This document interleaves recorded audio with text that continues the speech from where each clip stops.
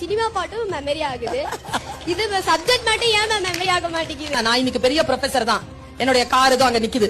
என்னுடைய own car, என்னுடைய own house, என்னுடைய ஓன் எல்லாமே எனக்கு இன்னைக்கு ஓன்ல இருக்கு. எல்லாமே நான் படிச்ச படிப்பால வந்தது.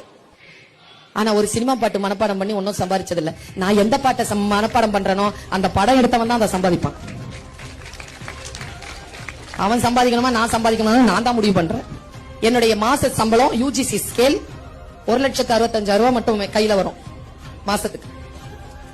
2 ஹவர் தான் class. 12 CL, 15 ML, 20 EL, private affairs, அப்புறமா செமஸ்டர் ஹாலிடேஸ் எல்லாம் பார்த்தோம்னா ரொம்ப குறைஞ்ச நாள் தான் வேலை. எது சினிமா பாட்டு மனப்பாடம் பண்ணி கிடைச்ச வேலை இல்ல, பாட மனப்பாடம் பண்ணி கிடைச்ச வேலை. இப்ப நான் அனுபவிக்கிறேன்.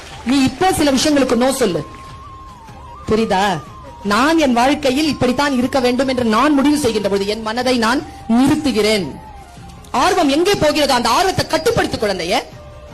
நான் ரிலாக்ஸ் ஆகி ஒரு சில விஷயங்கள்ல என்ன அப்படியே தண்ணி மாதிரி இதை இந்த பாட்டில இப்படி கீழே கொட்டிட்டேன்னு வச்சுக்கோங்க, ஃபுல் பாட்டில் அது பாட்டுக்கு ஓடிடும். அப்படி நிறுத்தணும் பாட்டில, மனசு அப்படி நிறுத்தணும். படிக்கும்போது அப்படி நிறுத்தணும். நான் ஒண்ணு சொல்றேன், இந்த உலகத்திலேயே ஒரே ஒருத்தர் தான் நம்மளை காப்பாற்ற முடியும், அது நாம மட்டும்தான். நான் சொல்றதெல்லாம் கூட கரைஞ்சு போயிடும். உன்னை நீ தான் காப்பா